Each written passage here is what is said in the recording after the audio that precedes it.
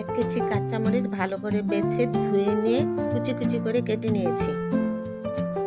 একটি কড়াইতে সামান্য সরিষার তেল গরম করে এতে 1 চা চামচ আদা বাটা দিয়ে একটু নেড়ে চেড়ে নিলাম। এবার এতে 2 টেবিল চামচ রসুন বাটা দিয়ে দিব, সাথে 2 টেবিল চামচ পাঁচফোড়ন দিব, দিয়ে এটাকে একটু ভালো করে ভেজে নেব।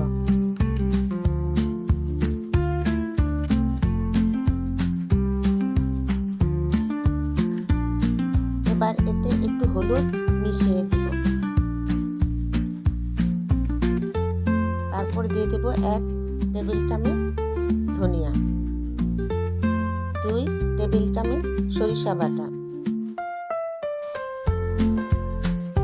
তারপরে অ্যাড করে দেব আগে থেকে করে নেওয়া 250 গ্রাম শুকনা তেঁতুলের মাড়। এটা আগে আমি বের করে নিয়েছিলাম, এখন এর সাথে মিশিয়ে ভালো করে নেড়ে চেড়ে দেব। এবার যোগ করে দিলাম লবণ।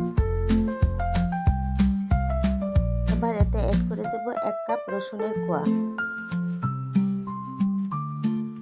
ভালো করে কষিয়ে নেওয়ার পর যোগ করে দেব আগে থেকে কুচি করে রাখা মরিচগুলো। সবগুলি মশলার সাথে মরিচগুলো ভালোভাবে কষিয়ে রান্না করে নেব। অনবরত নাড়তে হবে, না হলে নিচে লেগে যাবে। এই পর্যায়ে আমি এড করে দেব 2 চামচ চিনি। এতে আচারটা দেখতে সুন্দর হবে, খেতেও খুব মজা হবে।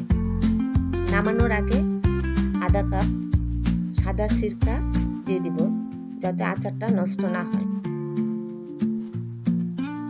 সিরকাটা ভালো করে আচারের সাথে মিশিয়ে নেব। মিডিয়াম আঁচে আচারটা জাল করে নেব।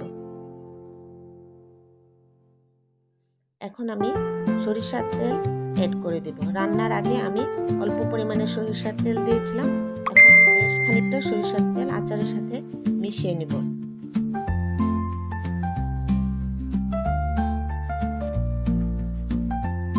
আচারের সাথে তেলটা ভালো করে নেড়ে চেড়ে মিশিয়ে দিব, যাতে আচারের সাথে তেলটা